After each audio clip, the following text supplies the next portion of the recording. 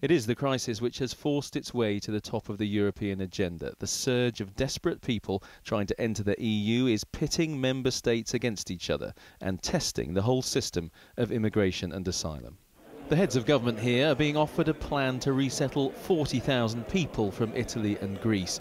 Those taking the brunt of recent arrivals believe it's time others took some of the strain.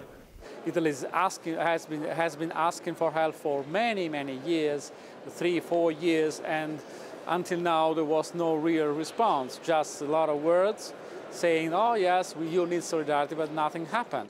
From January to the beginning of June, 103,000 migrants or refugees crossed the Mediterranean. 54,000 of them have arrived in Italy, 48,000 in Greece. And from January to the beginning of May, just over another 50,000 entered the EU overland through the Western Balkans. And these are just the ones we know about.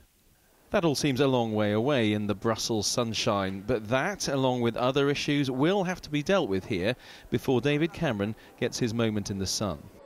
So a quick flick through the papers here today shows what's really troubling the other European leaders. This Dutch paper, for instance, talking about the migration crisis.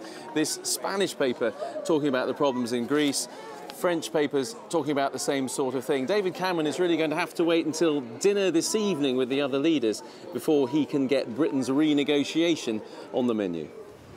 The Prime Minister is determined to put renegotiation formally on the agenda.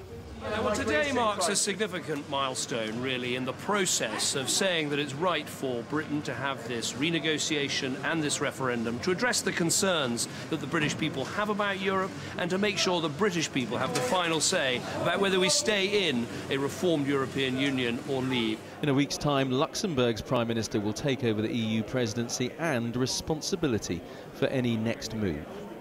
Will Mr Cameron get some hearing for his plans for renegotiation? First we have to listen to Mr Cameron and then we will be able to see. The tragedy in the Mediterranean, the crisis in Greece, there's plenty for them to get through here before they turn to Britain.